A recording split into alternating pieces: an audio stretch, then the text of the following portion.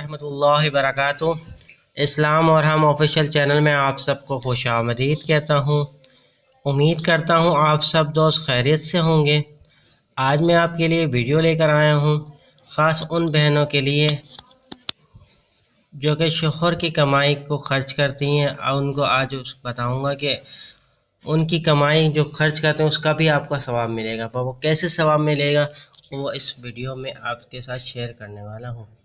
तो आइए चलते हैं वीडियो की तरफ। शोहर को कमाने और बीवी को खर्च करने का सवाब। हज़रत आयशा रज़ियल्लाहु ताला अन्हा फरमाती हैं कि नबी अकरम सल्लल्लाहु अलैहि वसल्लम ने फरमाया, क्या फरमाया। और उससे पहले मैं आप सब दोस्तों से रिक्वेस्ट करना चाहता हूँ कि बराए मेहरबानी मेरे चैनल को सब्सक्राइब कर दीजिए, सवाब की नीयत के साथ वीडियो को शेयर कीजिएगा और पसंद आए तो लाइक कीजिएगा। हज़रत मोहम्मद सल्लल्लाहु अलैहि वसल्लम ने क्या इरशाद फरमाया जानते हैं।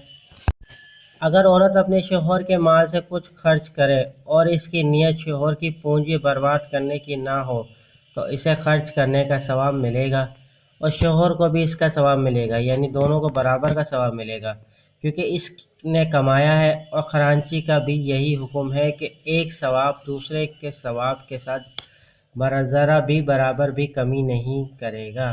तो ये हमारे नबी करीम सल्लल्लाहु अलैहि वसल्लम ने फरमाया है कि शोहर को कमाने और बीवी को खर्च करने का सवाब। अगर वो बीवी उसकी नीयत होती है कि मैं अपने शोहर को बर्बाद ना करूं, उसकी जो जमा पूंजी है उसको बर्बाद ना करूं, तो उसको इसका सवाब मिलेगा और शोहर को भी उसका सवाब मिलेगा। उम्मीद करता हूं आज की मेरी वीडियो आपको पसंद आएगी। वीडियो पसंद आए तो कमेंट सेक्शन में लाजमी अपने कमेंट्स का इजहार कीजिएगा, इससे मेरा हौसला अफजाई होती है।